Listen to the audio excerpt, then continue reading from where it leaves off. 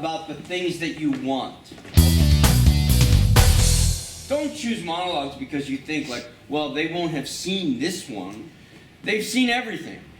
You have to choose a monologue that talks to you, that speaks to you, something that says, you know, this part is waiting for me to come in and realize it. This role is, the minute I read it, I pictured me doing it.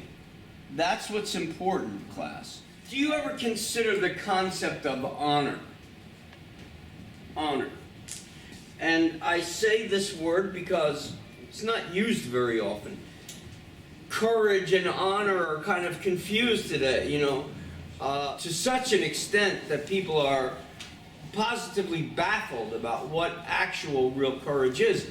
You know, if you read The Red Badge of Courage, for example, which is about the Civil War, you know, one of the things the kid says to himself as he's in battle is, if no one sees me do this, which is basically to get away before he gets shot, rather than stand up and, you know, get his ass killed, am I still a coward?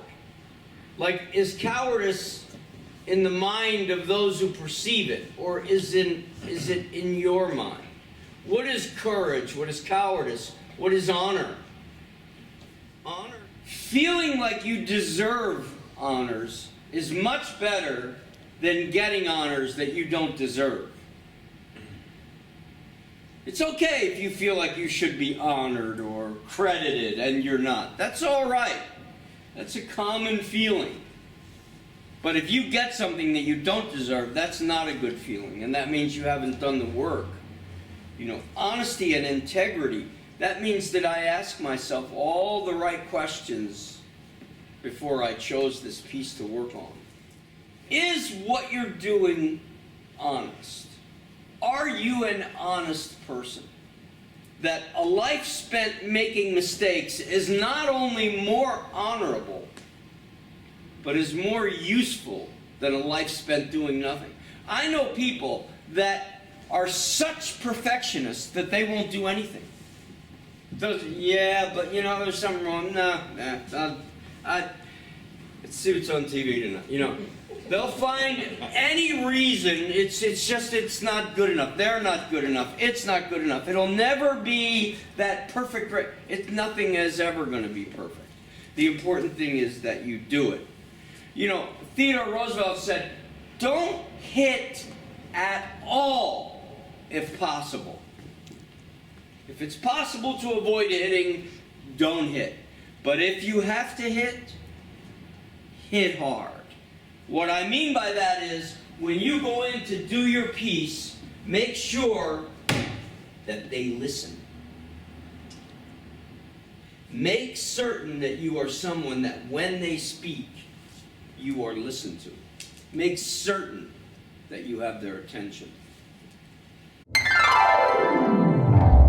They just can't deal with the fact that you're succeeding, that you're achieving what you want, that you're on a track going somewhere, and you know they just haven't bothered to do the work. And so if you ever experience that negative energy, I guess they call them psychic vampires, you know, people that pull you down, that suck the very life out of you, you've got to get away. At least it is not the rich man who you should properly call happy, but he who knows how to use with wisdom the blessings of the gods, how to endure poverty, for what is left when honor is lost. That's a big one. Ludwig van Beethoven said, I have never thought of writing for honor or for reputation, but what I have in my heart, it must come out. And I think that's the case with many of us. As we're actors, we have it inside of us, we've got to get it out. You've got to get it out. You've got to express yourself.